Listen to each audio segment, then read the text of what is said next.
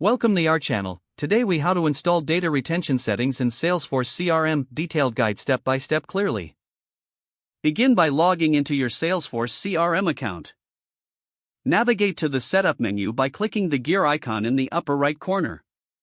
In the quick find box, type data retention. Select data retention policies from the search results. Click on the new button to create a new data retention policy. Fill in the required fields for the policy. Choose the type of data you want to retain or delete. Define the retention period for the selected data type. Set the criteria for triggering the data retention policy.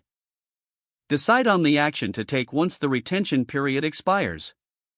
Review the summary of your policy details for accuracy. Click Save to finalize your new data retention settings. To activate the policy, toggle the active switch to the on position. Confirm that the policy is now listed among your active data retention policies. Test the settings by reviewing data entries to ensure they comply with your new policy. Document the retention schedule for future reference to maintain compliance. Regularly review and update your data retention policies as needed to align with business requirements. If the page does not load, refresh the browser or try again in a private or incognito window. Make sure you are using the correct email address, then retype it carefully to avoid small typos.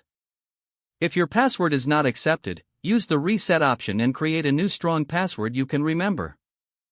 Check your spam folder for verification or security emails, then complete any requested confirmation steps. Enable two-factor authentication if available to improve account security and reduce unauthorized access risk.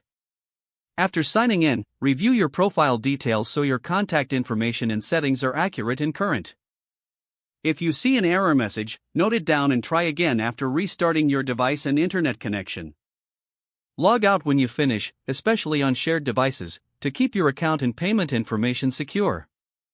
If the page does not load, refresh the browser or try again in a private or incognito window. Make sure you are using the correct email address, then retype it carefully to avoid small typos.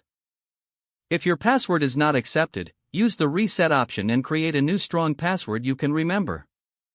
Check your spam folder for verification or security emails, then complete any requested confirmation steps.